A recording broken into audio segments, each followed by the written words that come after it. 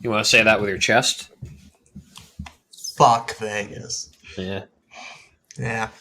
So you know how I work at a car wash? God. These always end well. Yeah. Yes, I do. So there's a business that has like an account with us that they kind of like sign a deal, whatever, and they can bring their cars through. And it's a funeral home, which you don't really think about it, but like they gotta wash the hearses, you know? Yeah, no, the They hearse got should like be clean. yeah, they got like car play in them, right? So like every single time they come through, I ask myself like, do you think that when there's someone back there, are they allowed to listen to music? Why I think wouldn't? about this every Why wouldn't single they time. be? Do you think it's considered disrespectful to I don't. like if you're in a procession, If it, you I know, mean, it carrying the depends. I don't casket? know. Does the hearse only carry the body, or do people I ride think with the? there's like I think there's like the driver and then like someone else from the funeral home and then body in the back. I really don't What are know. the logistics? I I don't just know. like I want to drive a hearse and listen to the real Slim Shady while driving a corpse around. Welcome to another episode of Wrinkles in the Crease, where we take a look at the stories in hockey and iron out the details. I am your host, Zachary Morgan. I have with me, as always, less than real deal, Trevor Neal. Trevor, what the fuck? I feel great. I had no energy drink today, so I feel wonderful. That's fantastic. I'm really glad to hear that. I'm really glad to hear that. Um, Yeah, it's been I'm great. I'm Lots gonna give you an opportunity. healing's been happening. I keep saying at the beginning of every episode I'm trying to heal, and I feel a little bit better now.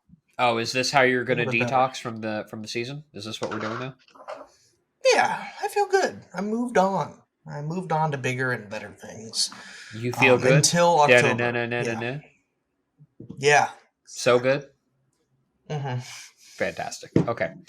Well, you Yeah. know who else is feeling so good right now? It would have to be the Florida Panthers and Vegas Golden Knights, as the Stanley Mm. Cup Finals are set. Uh, Vegas took care of Dallas in Game Six on Took Zach they took care of is an understatement. they put them to bed and were not kind about it. Is that better? The Dallas Stars were in the back of the hearse listening to Slim Shady. Right. With the final is 6-0 there. But we got game one Saturday, June 3rd at 8 p.m. in Las Vegas. It will be Florida's first game in 10 days since they completed their sweep last Wednesday. That is such a freaking long time between It games was so, in the it feels playoffs. like so long ago, but it was just a week. It was just 1 week. Yeah. And it feels so long ago that just 1 week, Matthew Kachuk, game winner with Maddie, two something seconds left on the clock. What was it exactly? 4.3. Thank you for 4.3 having it written seconds down. left on the clock in the third period. Matthew Kachuk scored the game winner to send the Florida Panthers to the Stanley Cup Finals for the first time since 1996. It was Kachuk's third game-winning goal of the series, where Series. he, and it was the first of those game-winning goals to occur in regulation, despite the fact that it was just barely in He can't be regulation. stopped, man. He could not be stopped, not He's just in the series, but the postseason. 9 goals, 12 assists so far, 16 games. everything's clicking for him right now. It didn't wasn't he considered a playoff underperformer before this playoff? Yeah, he Like never wasn't that really. he had that reputation? He Yeah. did have that reputation in Calgary, of all places, which is where he was before Oh, this. Calgary also has that reputation, so it's not. Exactly. So is Maybe it that wasn't a seems to have been Kachuk thing. more. Yeah, it seems that that may have been more symptom of the team and not the player, The culture probably caused Matt Kachuk to stop giving a shit. Come which is May, insane. He was the culture. apparently. Yes. We'll go with that.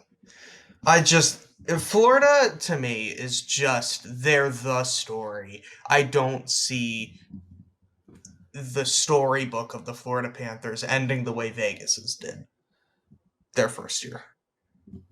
Ironic that they're playing Vegas, but like you know how Vegas had that like perfect storybook run and they get to the final and it's like, oh shit, like it's over now. No, I think Florida foot is still on the floor, man. Even with the 10-day break.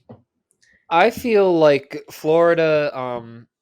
I'm in agreement with you, but I don't feel like that Vegas 2018 team had that magic. I think the team I think that kind of had that magic you're describing, but didn't have enough to finish it off. The 2020 Dallas Stars. They felt like a team of destiny Yeah. until they ran into the Hell, buzzsaw of Tampa. hell, you can even say the Dallas Stars this year had some magic to them. A little bit, but not enough in net. Oh, until this series, they got outmatched. They were outplayed But straight up. But you're yeah, right, Florida. Even with a week, Florida hasn't played in a week. Florida is still the story of the playoffs. They were the 17th best team in the NHL in the regular season. Not even the 16th best, even though they're second wildcard team in the East. The Calgary Flames actually were a better regular season team than the Florida Panthers. So, fun fact for Calgary. yeah. Um, Calgary feels great about this Stanley Cup final, don't they? oh, I'm sure they do. I'm sure they do. Yeah. And Sergei Bobrovsky, if it's not Matthew Tkachuk, we're talking about Sergei Bobrovsky. No, I So think good. Bobrovsky's in the was it J.S. Jaguar who won the Conn Smythe and lost? Yeah, in I think 2003. Bobrovsky gets that That he's putting himself look. in that breath. You're not wrong. It's I incredible. still die on the hill that Rupe Hintz should get a consideration for a Conn Smythe vote. No, at least. absolutely not. Absolutely not. Look, here's why. Yeah, just let me. If you don't make it to the finals, you're not in consideration. It's as simple as that. You have to earn consideration. I'm sorry. You can't just just be really good and get there. I'm sorry. I just want Rupe Hintz to get some recognition for the fact that he almost single-handedly at times during Dallas's playoff run drug them to a Stanley Cup final appearance. Oh no, he dragged them there. 100%. He dragged them there. Yeah, Robertson didn't decide until the last 3 games of their season that he cared of the playoffs. Yes. But if we're not talking about Matthew Tkachuk with the Panthers, the guy that we probably should be talking about before Matthew, to be honest, is Sergei Bobrovsky. He's been standing on his head this entire postseason, and it's been incredible. He's doing what Ottinger did in the first round last year, but just the whole time. Yeah. And for 3 rounds. 10 years older than what Ottinger was. 34 years old and putting up the performance of his lifetime. He's got a .935 save percentage in the postseason as well as a 2.21 goals against average. 14 games played. He started 13 of them. He did not play in the first. Who did he come in to relieve? Alex Lyon. And okay, I forget where I heard this, but if Spencer Knight is not hurt coming into the playoffs, does Bobrovsky ever play a game? Maybe not. Or do they go to Knight? They might. I think they go to Knight. Because you have to do. Bobrovsky was not trusted to be a starter most of the season. You have to remember the team played so much better in front of Knight than they did in front of Bobrovsky just last year in the playoffs. And you would have to think that the same thing is there, but it just this is the most Stars have unlikely lined run up. I've ever seen. The Stars have lined up for them, and we have Bobrovsky in net. He is absolutely the right guy to have in net, and it has been nothing short. This is Bobrovsky's legacy at stake. This is like because he's had it's weird to call it an underrated career just because he spent most of it in a mediocre Columbus team, but he's finally has a chance to win some serious hardware here. There's a more than likely chance that he's walking out of this with 2 trophies. Don't like if the Panthers win, like as good as Matt Tkachuk is gonna have. It's gonna be weird because we're looking at man. He should have won a Vezina, but he very much should not, or not a Vezina, a Conn Smythe, but he shouldn't have. Like he's earned it, but he's not gonna win it. What makes what Bobrovsky is doing all the more impressive is it's not like he's getting a chance to rest on the bench during these games. Like he's every minute they're playing, he's there. He's losing 15 to 20 pounds a game. What he's doing isn't physically possible. And what is somehow not getting talked about in the Bobrovsky conversation is he played a quadruple overtime game during this series. And then played the At next his game like age. nothing. Like it was no problem Exactly. at all. Didn't Anderson have to come out? Like Yeah, he we talked didn't about keep it. playing, We right? talked about it last week. Anderson Yeah. could not make the next game. They had to go with Antti Ranta because you can't, knowing what Frederick Anderson's injury history is, you can't put him Yeah. in net after a 4 overtime game. You have to give him at least 2 or Bobrovsky 3 days just rest. like chugged the yellow Gato and just hopped into the next game like nothing happened. Yeah, Damn right. absolutely. And if that's Damn not right, yellow intimidating Gato. for the Vegas Golden Knights, I really don't know what is.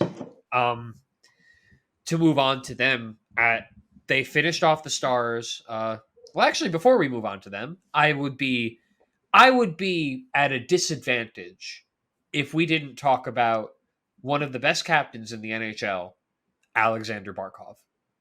He is Just so good. but we can't call him underrated because we've been calling him underrated for like 5 years. Oh no! We don't have to call him underrated anymore because he's he's a playing superstar. that. He's a superstar and he's playing it like it in these playoffs. So we don't have He to call just him gives underrated. me captain vibes. I don't know why. He pulls off like the quiet captain so well. Like It's the same vibe as Nico Hischier. It's the same vibe as Nico Hischier. That quiet captain, like that quiet. Sidney Crosby, real quiet, real respected. Like you can tell that's his locker room. Matt Tkachuk is his PR guy.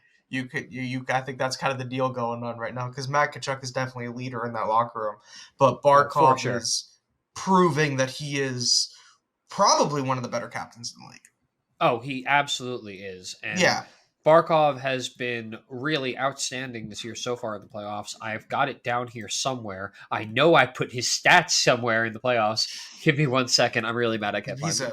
a much better captain than Connor McDavid. That's unrelated to the Stanley Cup Final, but I just it's love not this incorrect. It's not incorrect. Connor McDavid's not a good captain. I'll die on that hill. Well, that's an interesting you know who hill. isn't a good captain, Zach, that we've learned in the last 2 weeks, or no, just last week. Jamie Benn, not a great captain. Yeah, that was interesting.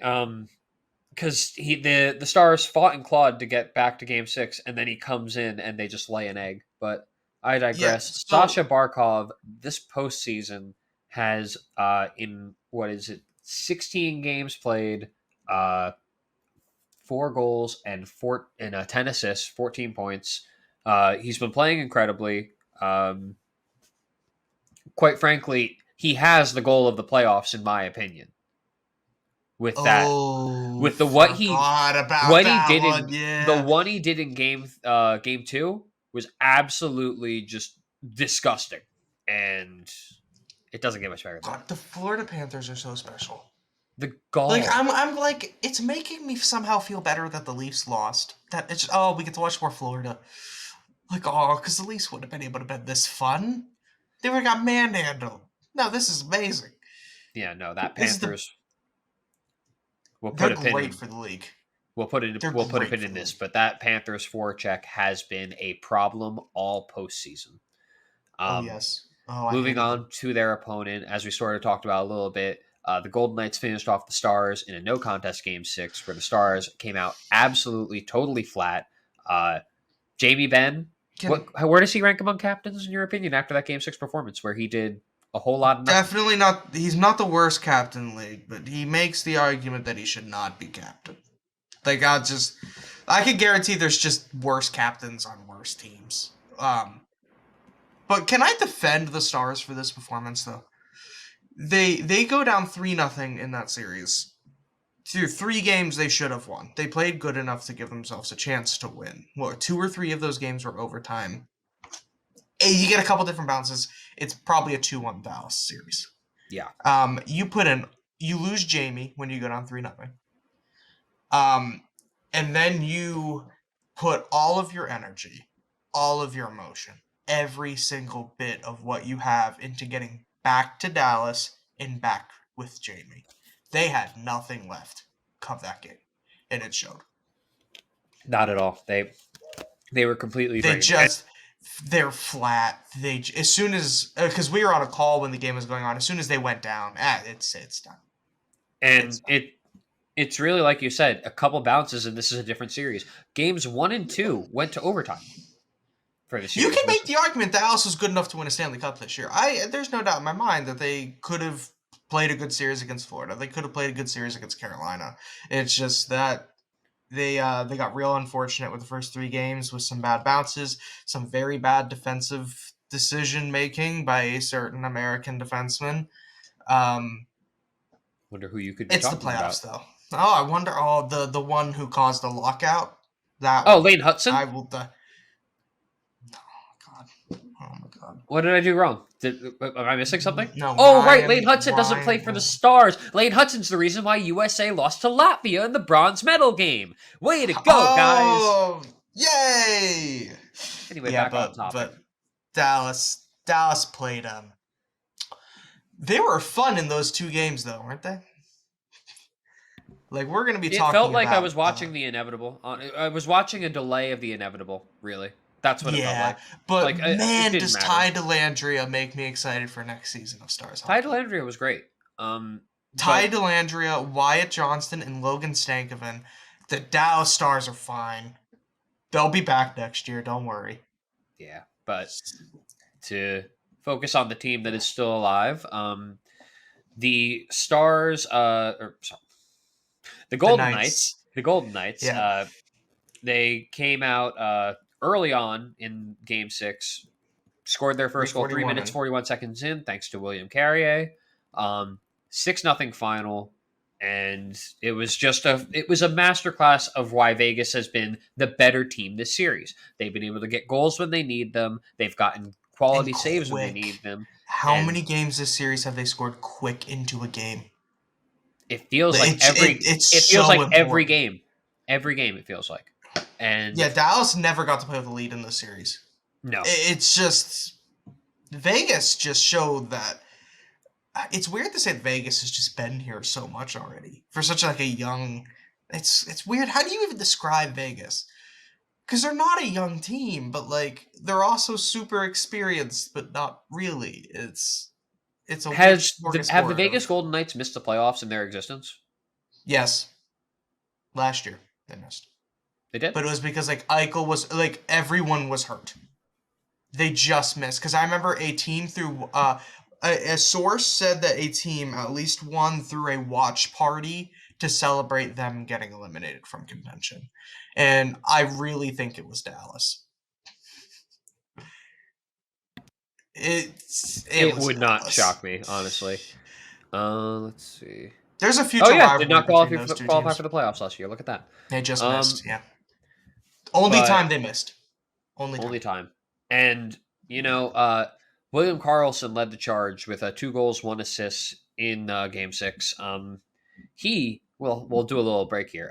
He is actually one of 6 players still on the roster from the 2018 team. Do you have a list? Can you name the other 5? Can you name the other 5, Trevor? Marchessault? Yep. Riley Smith. Yes, I need to. Right? I know that's right. Okay. I know that's right. I do need to find my Slack chat. There it is. Okay. Riley Smith. Is Derek Englund? He's retired, right? He is retired. Who the fuck was on that first Knights team?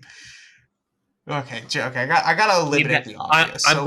I mentioned one of their names fairly recently. Carrier's been there the whole time? Carrier has been there since 2018, yeah. Okay. So now you got 2 more. Marchessault, Karlsson, Carrier. None of the goalies. They've gone through. I'm trying to get the defense. Donovan McNabb. Yep. No, Donovan McNabb. Yes, you're Braden McNabb, but not Donovan. Yeah. Not Donovan. No, yes. But yes, Okay, Braden. That was a good that I got Braden McNabb. That's a good one. There's one more that's gonna kill me. There's one more. Okay. Is he a defenseman or a forward? He's a defenseman. And I will provide one more hint if you want it. Alec Martinez. No. Ah, shit. They got him in a trade. I got that right.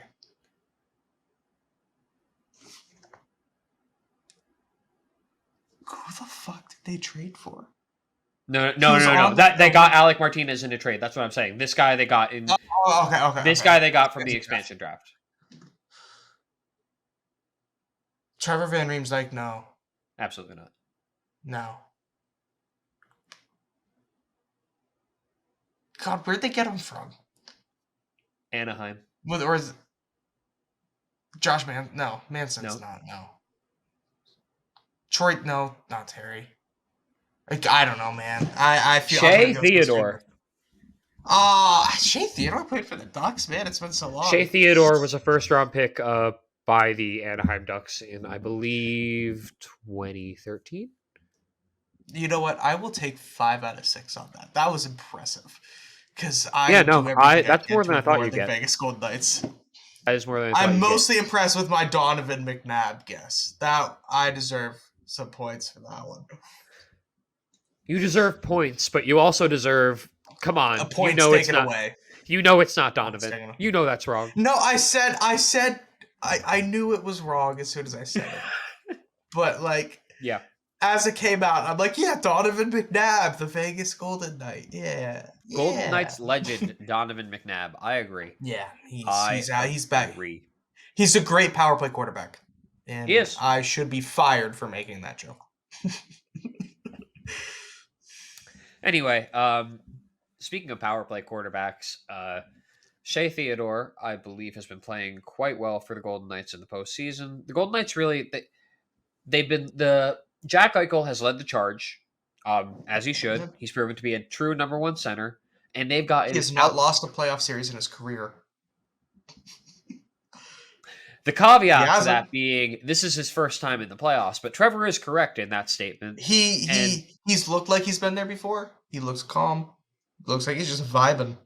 Adin Hill has also never lost a playoff series since he's been playing in the NHL. Adin Hill's not a human being either. I saw this clip of Adin Hill, pre-game before they eliminated Dallas, and he's flipping a puck with his stick over his head and then kicking it with his leg back over his head and just going back and forth. That's all the more impressive when you realize that he is 6'6". He's 6'6"? He is 6'6". That's a big boy. He's a big boy. He's a big goalie.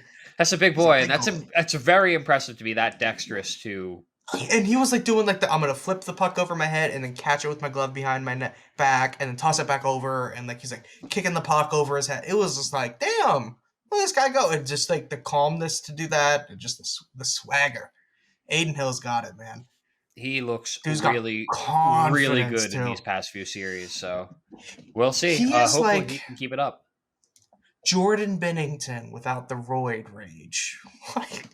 Is that what we're going with for Jordan Binnington? Because I was honestly just thinking that he's kind of an asshole. I needed to kind of slowly get to calling Jordan Binnington an asshole, but I'm gonna give him the benefit of the doubt and say it might just be roid rage. No. But he's too skinny to have the roids. Yes, and he also eroded away any sort of benefit of the doubt this year. If there was any shred of that remaining going into the season, Jordan Binnington absolutely lost every bit of it. But Nazem Kadri had every right to throw a water bottle at him. No, other way around. It was the other way around. My bad. Nazem Kadri has every right to throw a water bottle at Jordan Binnington. No, that's what you said. It was Jordan Binnington throwing a water bottle at Nazem Kadri. Oh, yeah, but Kadri should throw one back. Oh, you want him to I understand now. Yeah. But freeze it first. Make sure you get not in the head. I don't want to see anyone get a concussion, but bruise his elbow or something. Something minor.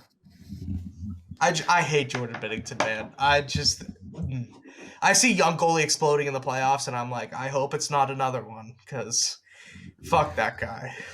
We're never going. Jordan Binnington is unique in the sense that we're probably not going to see another player do what he's doing just because he has lost so much face just from his peers in the past. No one likes him. His coaches don't like him. His coach told him to calm down, and he responded by doing the same exact thing and getting himself ejected. And even worse, He's taking swings at people with a stick. He's just not. He's chicken shit, is what Jordan Bennington is. I Yeah, love that this conversation wound up on Jordan Bennington and gave me I, another excuse to call him chicken shit on camera. you're right though. That's the thing. Like he's not. It's not like You Ron don't Hextall at his prime where he was going out like, or Billy Smith where they're going out fighting, defending no, teammates. because Like they were scary to play. yeah, They they were were just scary to scary to play. play. No one is afraid of Jordan Bennington. No one is afraid of You Jordan know, Bennington. because Jordan Bennington knows he's a goalie and you can't hit him. If you could hit goalies the way they probably should be allowed to be hit, Jordan Bennington would not be in the NHL anymore. Nope. They would have scared him away. I Nope. hate the fact that forever and always, every time a rookie goaltender goes on a run in the Stanley Cup playoffs, they're going to get a Jordan Bennington comparison now. I mean, they have to, but you're right. Yeah, instead of what they should be comparing them to, Matt Murray, who did this first. Oh my No, God. Cam Ward did it first. No. Cam Why are Ward did it no, first. no. Trevor, why? Yes, sir. Why can't we go one fucking episode without you mentioning Matt fucking Murray? He has nothing to do with what's going on right now. Matt Murray went on a rookie run. You're right. Due You to know what? He does injuries have in the something. Stanley He's Cup relevant. playoffs. He's relevant. But to say he was I the made it first work. one, he was the first No, he's one. far from the first. Exactly. Far 10 from the years first. too late. Far from the first. God damn it. Cam Why? Ward. I challenge you to go 3 episodes without mentioning Matt Murray. 3? Okay. Consecutive. Got it. I could do that. Matt Murray played. I kind of like drifted away from following the sport until the 2016 Penguins. So like that team always like will hold like when I go through like a mental down, I watch a compilation of all their goals during that playoff run. Matt Murray will always hold a special place in my heart for what he did those 2 runs. Scott Darling is a Stanley Cup champion.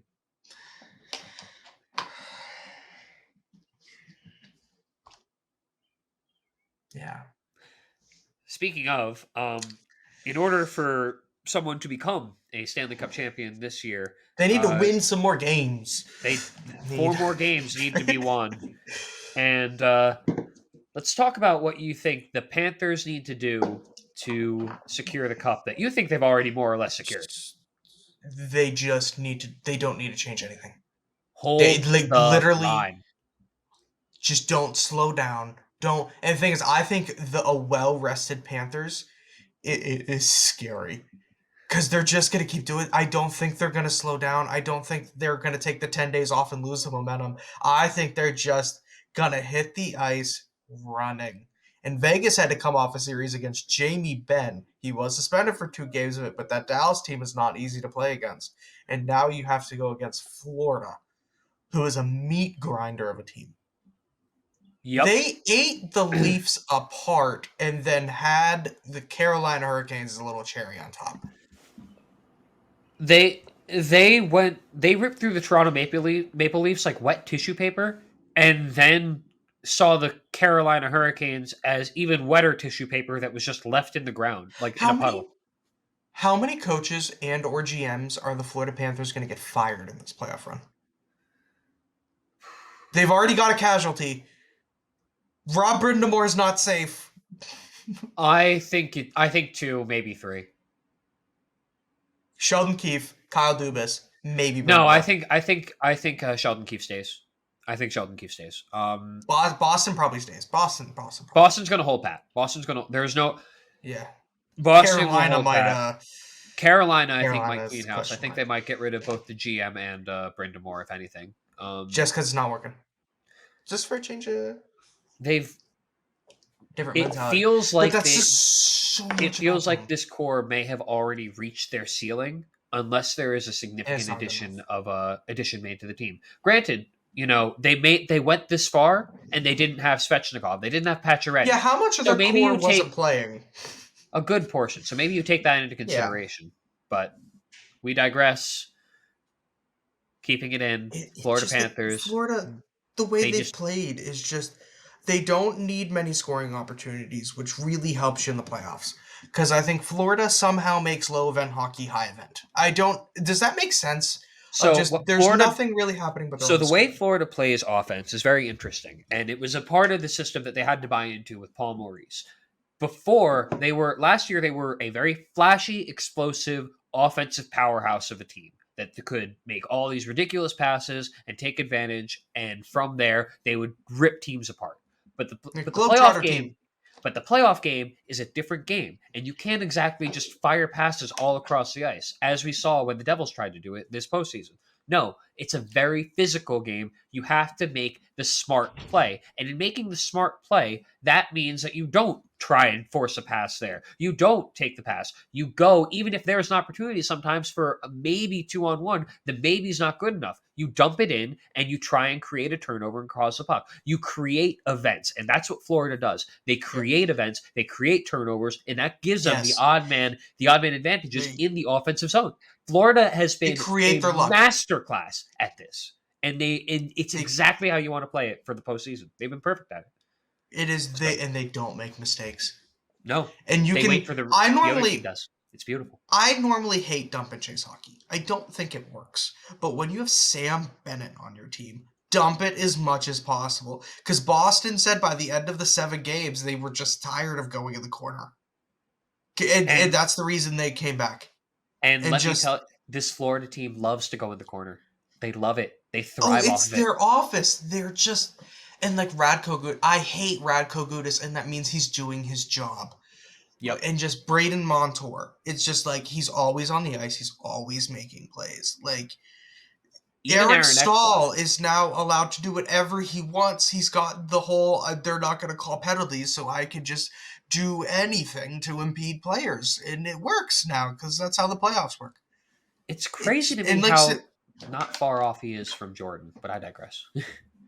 and his Aaron Ekblad is now a number 1 defenseman kind of again. It's just like He's been better, but he's he's been better in the he's not the number postseason. 1, but he's having a great playoff. He's having a great And postseason. they could be doing this. You can make the argument, and it's probably not 100% true, but you can make the argument that they would be here if Bobrovsky was playing a little worse. Like, they don't need him to be playing as well as he is. But it certainly helps. Oh, like, their offense could completely stifle against Vegas, and they probably still have a good chance at winning. Yeah. Yeah. Quite frankly, you're not wrong. Bobrovsky falls apart in the final. I still don't want to go against them, even if Bobrovsky's letting a few weak ones in. Even then, and I'll be honest with you, I'm not betting when you have guys on your offense like Matthew Tkachuk, Sam Bennett, Alexander Barkov, Sam Reinhart. These guys It's are smart players. It's stupidly smart players. stupidly smart Carter players. Verhaeghe too. Carter Underrated little playoff he's Verhaeghe, you having. can't forget Carter Verhaeghe. He's been such a key It's just member of this team. And if yeah, this Florida team deserves a cup. they deserve a cup. They've earned it. And do you know what they need to fuel them to that cup? Alex Barkov knows what they need. Sasha Barkov knows.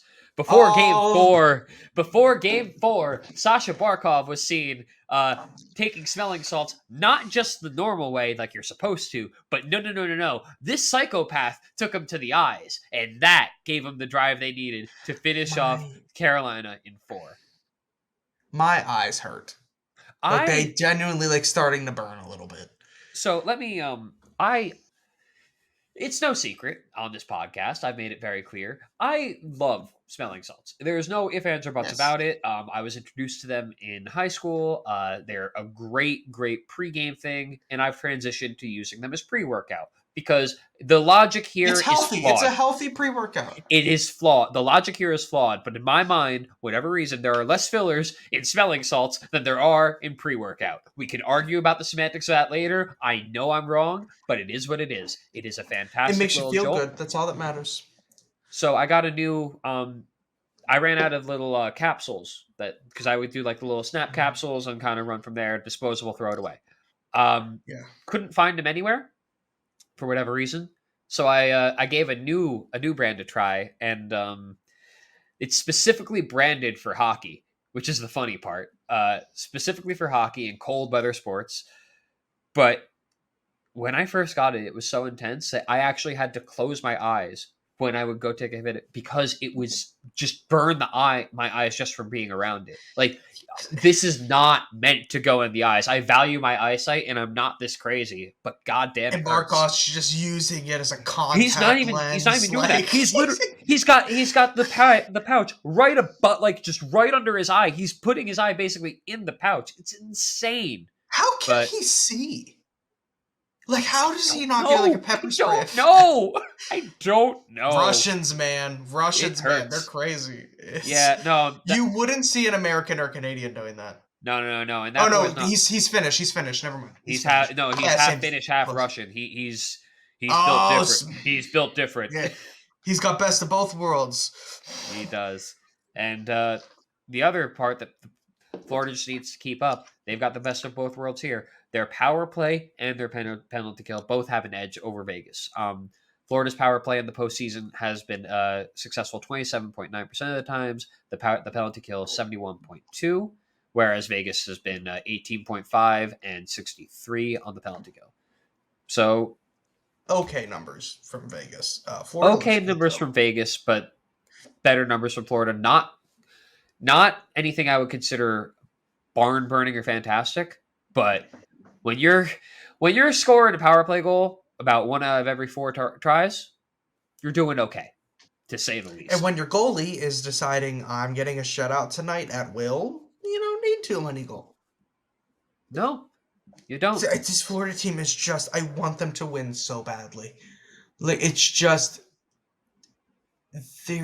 I want the story more than anything. I want Matt Tkachuk having his, I scored all the clutch goals on the way to a cup. I want Sergei Bobrovsky towards the end of your career, last kind of hurrah, no one saw it coming run through the postseason. Wasn't even the start of the. It's just there's so many different storylines that Aaron Ekblad can kind of have his.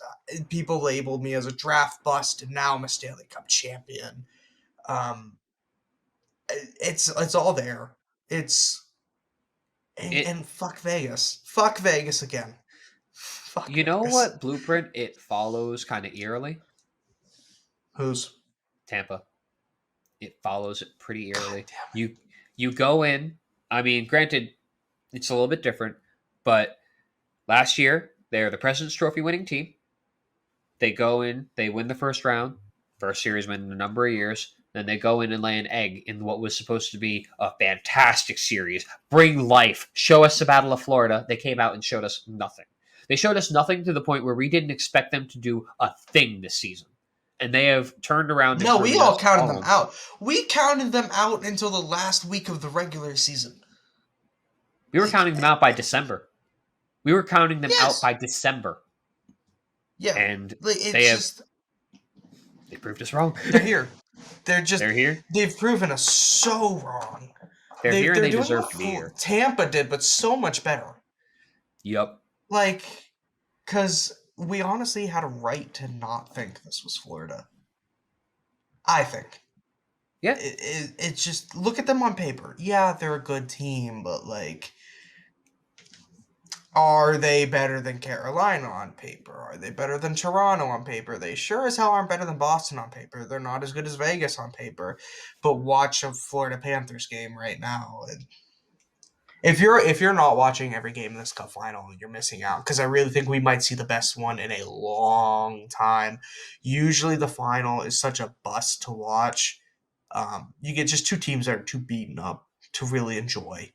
And usually you get a straggler team like the 2020 Stars or what the Islanders almost did, where they just play a really boring style and make it all the way through because it's suffocating. We don't have that. This Florida style is not suffocating at all. It's meat grinder, and Vegas plays from what I've seen of Vegas, I haven't watched a whole ton of their games this year, an offensive-minded game. It's just lining up for such a good series. And you're going to see some fantastic goaltending, too, and fun to watch goaltending, not just they're in the right spot every time. And you're going to need to see talented goaltending because we were talking for a while about the forwards on the Florida side. Vegas is not short of Right talent in there. the forward department. You've got the captain, Mark Stone, leading the way, who is a dangerous, dangerous goal scorer. The top And that's line not even his center, strong suit. not Not even as even his strong. strong suit. No. You got Jack Eichel, who is playing like a number one center and the top option on the team. He's got 6 goals, 12 assists in 17 games. Marchessault has stepped up. He's also got 17. He's got 17 points in 7 games, or 17 games. I'm sorry, 9 goals, 9 assists. Um, Everyone is clicking right now for Vegas, Yeah. and that's what you need to see more of for against Florida. They have to show up even more. Jack Eichel getting to play against Connor McDavid in the playoffs woke up a monster. He needed that McDavid series. It needed to be Eichel, McDavid. And it does not matter that McDavid played statistically a much better series. It just is something mentally. Jack Eichel needed to beat Connor McDavid. It was just like they talked about this on the Steve Dangle podcast, but it's like I was told that I was very clearly, we have to pick Eichel. Damn, we could have gotten something better from Buffalo. And you have to that sits in your head, and you finally got to that series against McDavid was instrumental in creating Jack Eichel as truly a superstar. He's now finally proven that he's there. He's always been there, but he's finally proving it. We were calling him not. We were calling him not quite there going into the playoffs, and he's another guy who's proved me wrong. Oh, he's there. Yeah, he's there. There's no he's doubt about it. There. And he looks like he's played in the playoffs every year of his freaking career. It doesn't faze him, which is impressive considering this pickup game. He played in Buffalo. He spent his entire career playing meaningless hockey. Yeah, it is really surprising. That is what I said. Yes. Yep. Where Jack Eichel's most meaningful games until being a Vegas Golden Knight was, oh my god, we get to play Toronto. That was the height of his career. Did he get to play outside once? Buffalo? I feel like maybe he should have because it's Buffalo. By the time. No, he was gone by the time Buffalo got that game against Toronto. Wow. I don't know if he ever did. Oh, he will next year. He's going to be in the Winter Classic next year, though. As a Vegas Golden Knight. God bless. Good for him. More Jack Eichel. Yes, but that's what the Knights will need. Even more Jack Eichel. They're going to have to. We've been talking about the Florida forecheck. They have to be wary of it, and you have to minimize as many mistakes as you possibly can. They need to be pre-gaming Advil, is what we're saying. You need to be prepared to be bruised. You just need to keep pushing. Don't give up. That's the trick, I think, is just... So the Wrinkles in the Crease prescription for the Vegas Golden Knights roster, doctors Zach and Trevor, allegedly, are giving you the strong recommendation of ibuprofen and smelling salts. Mm-hmm. To the eye, specifically, because it's worked. Try it. Just try it. That will maybe it'll break down your it'll break down the fear and concern. There'll be worse pain to worry about in your eyes to realize that your collarbone is now broken. So and it'll all be worth it when you're drinking out the Stanley Cup. No injuries matter. Exactly. If you win and you have 2 broken arms, you're still lifting that thing. Injuries go away as soon as you get to touch the cup. They don't exist anymore. Players who've won the cup have said that. You can have a broken collarbone and you lift the cup and it doesn't hurt. It's just it's not broken.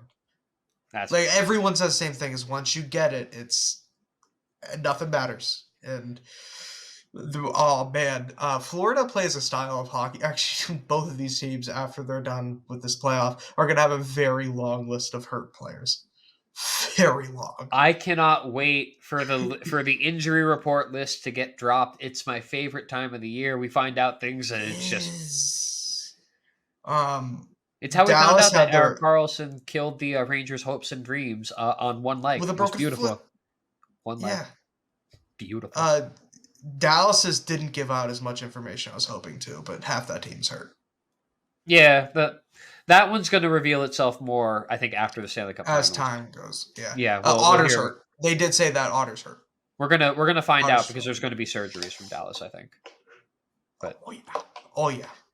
Oh, but Florida, every player's gonna need surgery, and Boston's gonna be one team that they're gonna have a long list too. yeah, there's a long list to repair. They went through They should just put on the injury list. Went through meat grinder, everything needed fixed, sewn up, pain meds, icy hot. That's just what playing Florida looks like. God, I love the Panthers. Yes. So I think I know what you're going to say to this question, but I'm just gonna ask anyway for posterity. Make your prediction right now. It's not really asking. I'm telling you to make your prediction right now. Who do you got? Florida or Vegas in the Stanley Cup Finals, and in how many games? Florida in 5. Florida in 5. I don't think Vegas is going to put up a fight. I think they get one goaltending magic performance at Adin Hill. And I think other than that, it's going to be like a 2-1 game that Vegas wins. Other than that, it's going to be all Florida. They're going to play so well in front of all 17 season ticket holders in Sunrise. They're going to go crazy.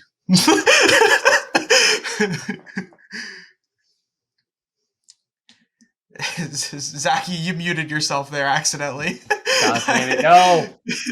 I thought I fixed it. I thought I hit the unmute. Trevor, how dare you? How dare you disrespect the Florida Panthers season ticket holders like that? They had to have sold at least 13 of those season ticket memberships this postseason. So that number has to be at least 30 right now. How dare you? If I piss off Florida Panthers Twitter, I will message all of them individually. No. We're not doing this. No, it's over. We're not baiting. We're not baiting Florida Panthers Twitter. No, I'm just saying I want to make it right. I want to say that all 17 of them are diehard fans and deserve this. They deserve the Stanley Cup. The list is so short that their names are also going to be inscribed on the Stanley Cup. I'm just gonna take over from here. When you say deserve to win the Stanley Cup, I agree with that. And that is why I'm mostly pulling for Florida over Vegas. I feel like Vegas, it's too soon for you to have a cup. I understand that there are teams that won the Stanley Cup very quickly into their existence, but for whatever reason, it just, I don't know, something about it doesn't feel right. So I am a little bit. No, you don't want a team that disrespects their roster as much as Vegas has and treated all-time likable players like Marc-Andre Fleury as shitty as they have and get rewarded for a Stanley Cup. That's what we don't want. Yeah, thank you for saving me down. Set the example. Yeah. No, we don't want that's the real issue. A team to go, well, Vegas treats their players like that, and they want a Stanley Cup. No, I want Vegas to crash and burn at every opportunity for how they treated Marc-Andre Fleury, because there's not a single fucking person in this world that doesn't love Marc-Andre Fleury. The good news for the Vegas Golden Knights is, or at least for you in terms of Vegas Golden Knights, the one take I was right about going into the postseason, I will forever hold this. The one team that I did not want the Devils to play against was the Florida Panthers, because I knew they were going to absolutely destroy them. Yeah, and they didn't have to, thank God. If the Florida Panthers beat the Vegas Golden Knights, they will have knocked off 4 of the top 5 teams this postseason. The Bruins, the what am I thinking here? Carolina. Bruins, Leafs, Carolina, and the Vegas Golden Knights. Bruins are 1. They have had Toronto was 4. Carolina was 2. I wonder. Vegas. I don't know how long it would take to find this information, but like of a team's Stanley Cup run, who had like the hardest by amount of points by their opponents? Because Florida might make a legitimate case here that they might not have anyone close. Oh, they don't. Just because of Boston. Just in the discrepancy of Boston, they don't. They have the hardest path to a Stanley Cup ever. And probably dominated the most. Put a pin in it. We'll look into it later. But to get to it, I like Florida's chances. I think Florida will also. I also think Florida is going to take it in 5. Bobrovsky's too hot. The Florida, I think, is just too much. They've been Way too good. My one concern is we'll see it in the first 5 minutes. So, my concern is that rest may turn to rust, and I'm very worried about that for Florida because they will have had If 10 days off. Now, on the converse side, you have this means that Barkov, if he was still having a nagging injury from that bar mitzvah in Game 3, yeah, if that well, was still nagging him, he could potentially fully recover from that and be back in his full self. It's a double-edged sword, so we need to see mhm. which edge of the sword we got. But I still If think Florida in 5. Florida scores, let's say they score in the first like 3 minutes of game one, do you count Vegas out? No. Like, No, you you can't. don't? No, you can't Nah, it's true. because you're saying, Vegas Trevor, is you're under. saying that if the Florida Panthers score the first goal of the series within 3 minutes of period one, I'm It's supposed to over. count. It's a sweep again. Yeah, It's another sweep. absolutely not. No, it's a But 4 game if series Florida that you're scores, turning into a 3 minute game if or Florida 7 game scores series. I'm quick, sorry. Vegas gets nervous though. That's true, Vegas gets but real nervous if Florida scores quick. this is a 7 game series and it's the Stanley Cup Finals. Both of these teams are here for a reason. You can't just rule teams out that early. You And can't. Vegas has done this before. Vegas has been in this. We'll see what happens. It's not the first time that Vegas is hosting Game 1 of the Stanley Cup Finals, which is rather They impressive for won their. last time they hosted game one. I believe, if I remember correctly, Vegas went up 1-0. I believe it was 1 win for Vegas and then 4 for Washington. If I remember. Pretty sure. Nope. Was wrong? Yep. No. You're right. I'm sorry. Google has it weird. Oh yeah. Google has it weird. Yeah. I am Vegas won Game nailing 1 the 6-4. Game 2 was won by the Capitals 3-2. Game 3 3-1. Game 4 6-2, and Game 5 was 4-3. If I'm not mistaken, Yeah. wasn't that in That was a overtime? good series. No, it was No. not. It was in regulation. No, because that was like the Lars Eller. Yeah, the Lars Eller insurance goal or something. Yeah. Yeah. Yeah. Okay. Oh god. So we both think the Panthers in 5. What could possibly go wrong there? Knock on wood. I'm knocking on wood right now. We'll see. It's going to be a fun series, and I'm really looking forward to it. Very. Speaking of fun things that some of us are really, really looking forward to, we're just going to gloss over this. A thing happened today for the Toronto Maple Leafs, and Trevor has been a very good boy, and we haven't mentioned the Toronto Maple Leafs yet this game. We've Relatively mentioned speaking. the Toronto Maple Leafs in ways that it made sense for the conversation so far. Yes, but we didn't segue into talking about Toronto, which was great. No. So now we're going to segue. Relaxed for you, wasn't it? So now we're going to segue and talk about Toronto because we don't like calmness for Trevor. We want him to be happy or something. I don't know. You want me the to Toronto be happy? Maple Leafs announced that they have officially hired a new general manager, former Flames GM Brad Treliving. He was the Calgary GM from 2014 till just after the season ended here. He will now take the reins in Toronto. Do you remember what we said about Calgary at the beginning of the episode? Do you remember? Refresh me. Humor me. That the Calgary had a culture of underperforming in the postseason. But okay, I'm not worried. Here's the thing with the NHL is you can get some knuckle-dragging general manager who might win a Stanley Cup. And you can get Kyle Dubas, who obviously knows what he's doing. You could argue that he doesn't. But he's a smart general manager that got no success. Am I a little scared of Brad Treliving? Yeah, because he let Matt Tkachuk leave. It's not just that he let Matt Tkachuk leave. Remember, he got nothing back. Remember what I said last? No, he got stuff back for Matt Tkachuk. He got nothing back for Johnny Gaudreau. He didn't. He didn't get anything really back from Matt Tkachuk. Jonathan Huberdeau will not be this bad next year. I promise you that. Jonathan Huberdeau. Okay, but right now, Calgary's not going, well, Jonathan Huberdeau won't be that bad again. No, absolutely not. They're looking at Matt Tkachuk scoring clutch playoff goals and going, what the fuck? Like, yeah. Yeah. Look, if Brad Treliving gets Austin Matthews signed in the month of July, everyone's like, oh my god, build a statue of him outside the arena right now. Really, Leafs fans are easy to impress. Like, if we get out of the first round, his first season, he might get a number retired. They'll just say, what number do you want, Brad? It's going in the rafters. We'll see. It's interesting. It's a weird move. Yeah. I don't hate it though. Like, it's better than Chiarelli. Are you sure about that? Are you sure about that? It's better than Chiarelli. I don't know, man. Zach, Peter Chiarelli's got a Stanley Cup. Peter Chiarelli has a Stanley Cup ring. How many Stanley Cup rings does Kyle Dubas have? How many Stanley Cup rings does Brad Treliving have?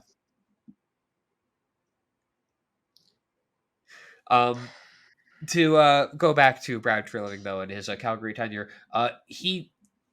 what I said about Kyle Dubas kind of holding the hand for Austin Matthews to be walked to free agency, he did exactly that with Matthew Tkachuk. By signing, he gave Matthew Tkachuk a bridge deal. The bridge deal, I cannot stress this enough. The bridge deal is the worst thing that you can do as general manager in hockey because it sets yourself up for disaster every time. Give them the money. We've learned this all the time. Just give them the money. They will be worth it. If you're having a player that you're considering, we might have to bridge because he deserves too much money. He deserves the money he wants. Just give him the money. Because he is going to take you for everything you're worth as soon as that bridge is over. And then when he walks because you're not willing to give it, the fans are going to rip you apart. There might be some situations in which a bridge kind of makes sense. Like Ottinger kind of signed a bridge. So did Robertson. Alexi Lafreniere is a situation where a bridge deal makes sense. Bridge deal! Perfect! But the thing is, when Austin Matthews signed that contract, we weren't talking, I don't know about this kid. No. We were talking, is he going to be a 50-goal scorer perennially, or is he just going to do that every now and then? No, we were talking, is he going to be a 60-goal scorer, 50, or a 40? That was the conversation, and you're taking all of those for a first overall pick. I'm hoping that after the Tkachuk thing, Brad Treliving kind of goes, hey, I kind of fucked that one up. Let's not do that. I have an opportunity. Maybe in his head he has an opportunity to undo the Tkachuk thing. That's what I'm thinking. I'm thinking he's got an opportunity to right some wrongs here, and I don't know. I think he will be hell-bent on making sure that Austin Matthews is re-signed before the season starts because he made the mistake with both Tkachuk and Gaudreau. And quite frankly, if he doesn't make the mistake with Tkachuk first, you can argue maybe Gaudreau was there. Yeah. And you know what? I think I talked last episode, I think it made the episode, that I talked about how Brandon Brittam was probably going to be the Leafs GM, in my opinion. And he's still going to be the assistant as of now. I don't know how much Treliving's going to change the look of the front office. It's still a very new move. It got officially announced this morning. It might be nice to get a breath of fresh air in a more traditional kind of hockey mind. I don't know if Treliving's the old hockey guy that is the polar opposite of Kyle Dubas, but it might be nice to get a different point of view on how to build a playoff team. I don't think he's completely opposite. You have to remember, he built the Flames, and the Flames aren't... They're a good team. Yeah, they're a good team, and the analytics weren't horrible on them. They were not good this year. They just had the really bad luck this year. Another thing you have to consider with Brad Treliving is how much of it was ownership breathing down his neck. Have we really seen what Brad Treliving's about as a GM? That's true. I mean, Calgary's... During his tenure in Calgary, there was a lot of questions around the teams. Brad Treliving did not want Sutter as coach. That was an ownership. About longevity in Calgary, but yes, Brad Treliving probably didn't want Daryl Sutter as coach. No, they've said that. That's been reported. That Treliving wanted Sutter gone, and management said no. We like Sutter. Yeah. Interesting. Well, that worked out really, really well. And now they have none of them. Yeah, now they're both fired. Now they're both fired. Oh no, Treliving agreed to part ways. Yes, they mutually agreed to part ways. I'm sorry. Probably because he said, "I'm not coming back with Sutter." He got Gerard Gallanted. They mutually agreed to part ways this time.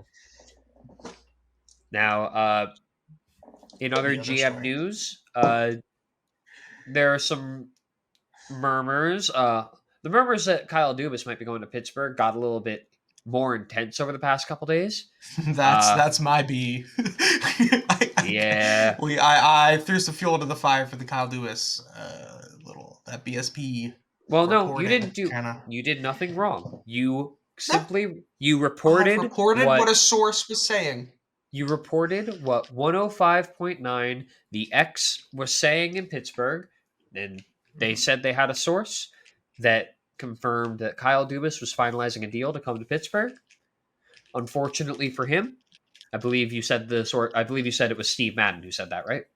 Steve Madden is one of the Yeah. people. I don't think Steve Madden is the original source, but Steve Madden is one of the people saying that yes, Allegedly, he is going to be here.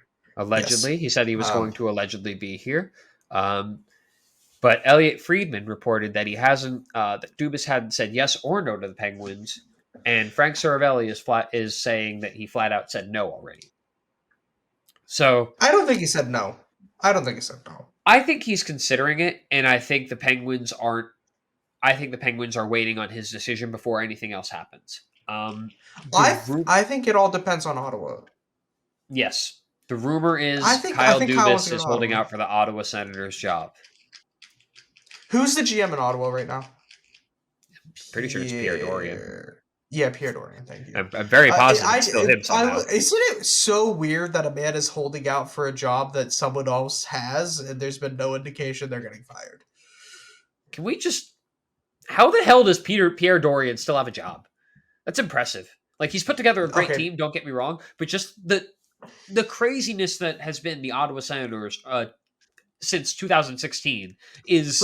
Let me clear up what you're saying. Pierre Dorian did not do anything to deserve losing a job. It's just crazy that they just didn't fire him for the sake of firing him yet. Yes, yes. And the team has had some disappointments, which you get during rebuilding, and he kept his job through that too. He might have the most job security out of any GM in the league. He's sitting pretty. I'll give him credit. The one thing he did that probably gave him a lot of job security, he opted to keep the 2018 draft pick as opposed to letting that one go to San Jose for Erik Karlsson, and that was the pick he used to draft Brady Tkachuk. The better Tkachuk. I want to see Brady in the playoffs so bad, man. I want to see it so bad.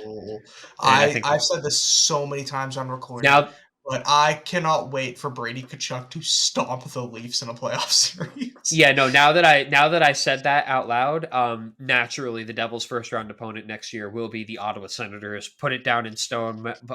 Bet your house on it. And Brady Tkachuk is scoring 9 goals. Do not bet your house. In 4 games. 9 goals in 4 games for Brady Tkachuk in that series. It's a sweep. They only score 9 goals. That's all they need. Brady Tkachuk. They're all Brady. But he's also going to get 18 fighting majors. Yes, so the rumor is that Dubas will be is holding out for Ottawa, which is interesting because, as we've said, Pierre Dorian still has that job. So I'm not exactly sure how that's going to shake out. But Kyle's from Ottawa is what people need to bring up. He's from Ottawa. He grew up a Senators fan. He did grow up a Senators fan. Which is so weird to say that the Senators, one of the newer teams in the league, there's now a GM who grew up a fan of them. Because Kyle is a baby. It is very interesting that he kind of held on to that. It seems like he may have held on to that Sens fandom throughout his tenure as the Leafs GM. Very, very interesting. No, Trevor, I'm not insinuating that there was anything nefarious on his end. I just find it funny. But you can never, ever take that out of a hockey person. No, look, absolutely if you not. got Sidney Crosby drunk enough, he will confess his love for the Montreal Canadiens. It's just the way it works. It never goes away. Look, most of the league hates Toronto because they're all secretly Leafs fans. Like, it's just the way it works. You always cheer for your childhood team. It never goes away. And Kyle, if there's some rumblings that job might be available to you, all power to you. And he probably doesn't want to move countries. Like, the whole thing with his family has been, quite honestly, my family's from Pittsburgh. What's the pitch? Oh, you want to come move to Pittsburgh? We put fries on our salads and we have bridges. That's the pitch. That's the whole pitch. Oh, you want Sidney Crosby? Don't look up how old he is. Don't look up how old anyone is. Just think about the fries on the salad and how good they are, Kyle. That's all that matters. Come on over. Get yourself a Primanti Brothers sandwich. We'll take you to a Pirates game. We'll get you those pretty seats where you can see the skyline. We'll let you meet Kenny Yeah, Pickett. yeah. Go. Make sure to get the seats where you can see the skyline and not the Pirates game. Because if there's one thing I've heard about Pittsburgh throughout my entirety of existing, it's that the Pittsburgh Pirates have not been good. Pirates. Pittsburgh They Pirates. had a really good start to the season, and then a month later, they now suck again. So, yeah, it Outstanding. was fun while it lasted. Um, Pittsburgh, man. Other Come to Pittsburgh. news around the NHL. Uh, the Devils have lost their one of their assistant coaches. Um, Florida legend Andrew Brunette has been hired as the coach of the Nashville Predators. As Andrew Burnett has a history on Wrinkles in the Crease. Do you remember? We've done an Andrew Burnett story on the show. there's I a keep reason why I remembering, said there's a reason why I said Florida legend. I was wondering. He was also with the Panthers. He was also with the Panthers. That is true. But that's not what we're remembering him for. No, that's not what we're remembering. He was the golf cart guy. He's the golf cart guy. Yeah, he's the guy who got a DUI on a golf cart. So impressive. So impressive. So the Devils lose one of their better assistant coaches. The Predators. Toronto lost their best assistant as well. Don't forget about that. It's a fun Spencer time of year. Carberry. It is a fun time of year. Good for Spencer though to get that job in Washington. Yes. Real good for him. And good for Andrew, who got the job as shortly after Barry Trotz took over control of the franchise. He's a GM now, right? Yeah. He is a GM now. It was made clear to John Hines that he would not be returning. Former Devils coach John Hines. So the Predators have decided to move on and hire Andrew Brunette, which this job was not open to begin the offseason. So we thought he was safe, but he's clearly not. And all the best. It's always good to see assistants you can't keep your fingers crossed and keeping them forever. If you have an assistant that's good enough to worry about you want to keep him, he's going to leave. 100%. And yeah, the Predators, even if Barry Trotz, even if that wasn't the change, they needed a coaching change. You can't convince me. Like, I feel we've seen the most that a John Hines Predator team can do. And and you're giving Barry the keys to the kingdom. Yeah, that's all that's happening here. You're letting him do what he wants, and that's fine. That's Barry Trotz. He's a smart hockey guy. He's a Stanley Cup champion for a reason, and then got immediately let go. But that's not his fault. No, that it's not his fault that contract negotiations fell apart at all. Not at all. No, Washington wasn't willing to budge. There was no negotiation. It was Washington, you're signing for this. And he went, I just want to Stanley Cup. I deserve more than that. And they went, no, you don't. And they just left. That's how that went. There wasn't much negotiating. Nope. None. Washington regrets that now. They've had a coaching carousel since. Yeah. And who knows who's going to be... no, they did hire a coach today. Spencer Carberry, who, like, a little cool story with him, I completely forgot. Do you know where he came from before Toronto? Where? He was the head coach of the Hershey Bears. And before that, he was the coach of the ECHL team for Washington. So they really raised this guy, lost him, and then brought him back. Like... Good for them. And you know what? He's a very good coach. He's the reason the Leafs power play has been as lethal as it has. He's their main power play guy. And you put a power play guy as the head of the Washington Capitals. Oh, God, Ovechkin might score 80. Oh, boy. And that's... Yeah. Yeah, so... Ovechkin's going to be the bumper on the power play. They're never going to see it coming. I'm really looking forward to seeing that power play. Good for both of those guys to finally get their gig as head coach. Good. All the best to them. Spencer Carberry now becomes the youngest active head coach in the NHL. He passed Sheldon Keefe. He's only 41 compared to Sheldon Keefe's 42. So you got a new youngest, which is always cool to see that kind of... I think the age of coaches is slowly starting to come down a little bit. The league's getting younger, just as a whole. Well, is Woodcroft still in Edmonton? He's younger, right? The coach of the Oilers is younger. And you got, Dubas is not... Sheldon Keefe is very young. Spencer Carberry is very young. It's good to see. It's new hockey minds. Jay So it's Woodcroft good. is 46 years old. That's young for an NHL coach. Very Very young. young. Yeah.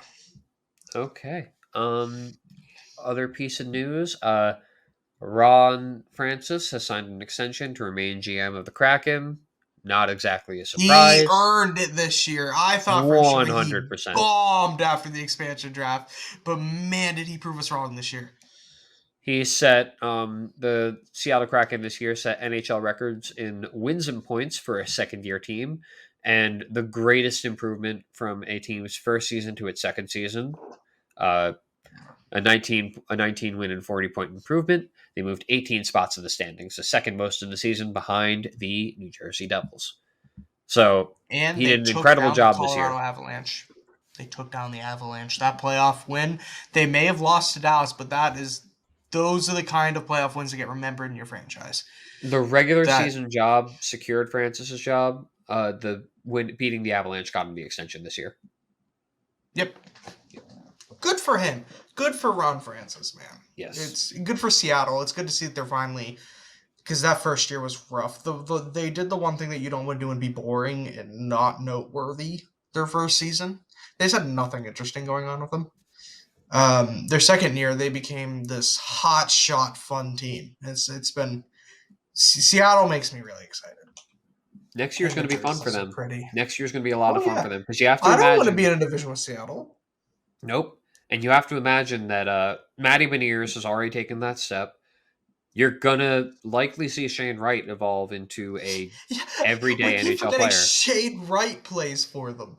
Yeah, like his rookie season didn't go well, but everyone, the top draft picks did not have good rookie years this year. Slavkovsky was off. Shane Wright couldn't crack. Hurt, right? Nemec didn't even make his debut. No.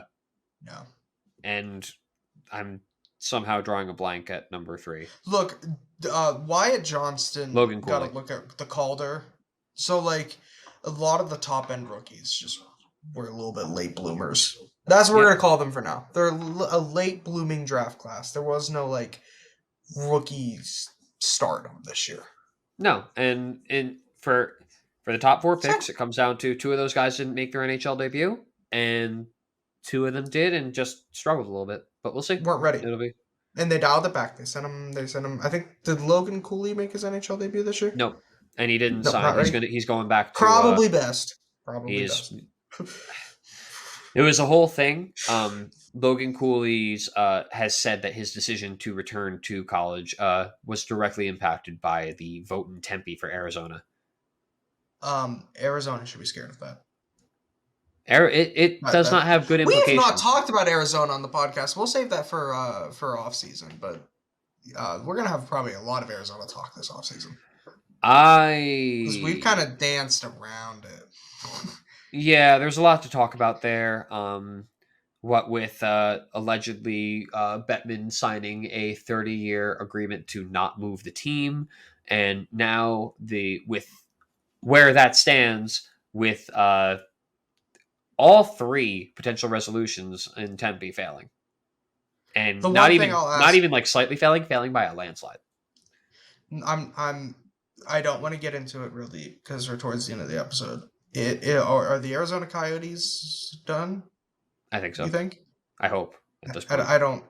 It's just better for the league. Just move them. Just please, dear God, move them. If Gary, I know you love hockey in the desert. I know it's your whole thing. You've been trying your whole tenure as commissioner to get hockey in the South. Houston, Texas. Just make it happen. We're ready. Even Salt Lake City.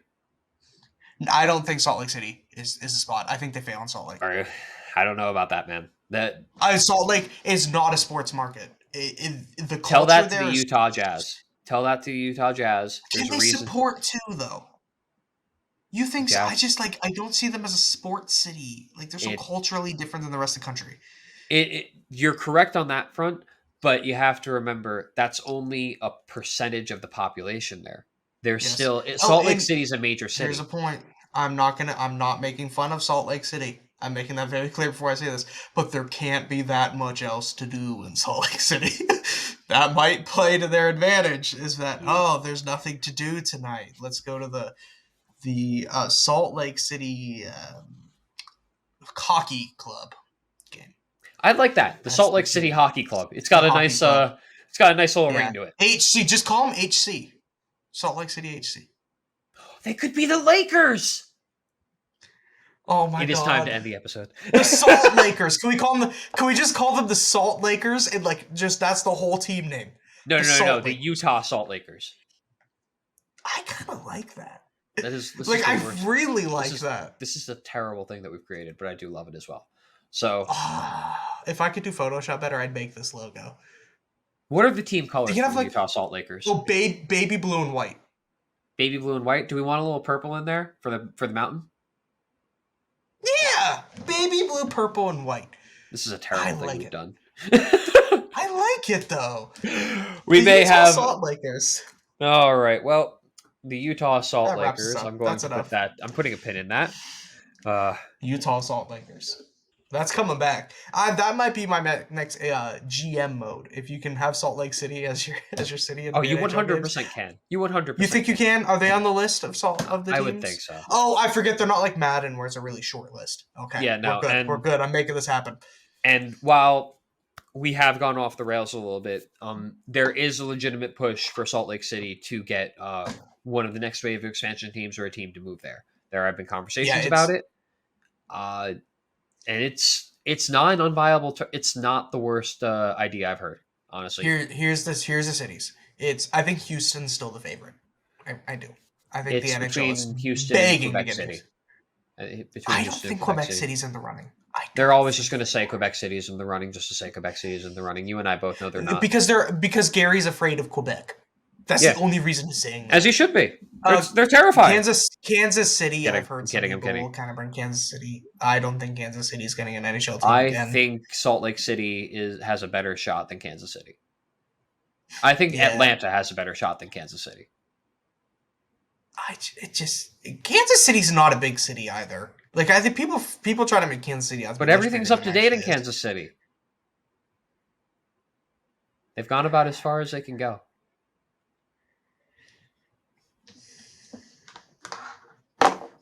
Zach, thank you for tuning into this week's episode of Wrinkles in the Crease. We will see you guys next week. Leave a comment down below. Who do you think is going to win the Stanley Cup Finals? We will see you guys. And what do you think about the Utah Salt Lakers? Let us know about the Utah Salt Lakers. Salt Lakers. Please make us stop this madness. Thank you so much. We'll see you next time.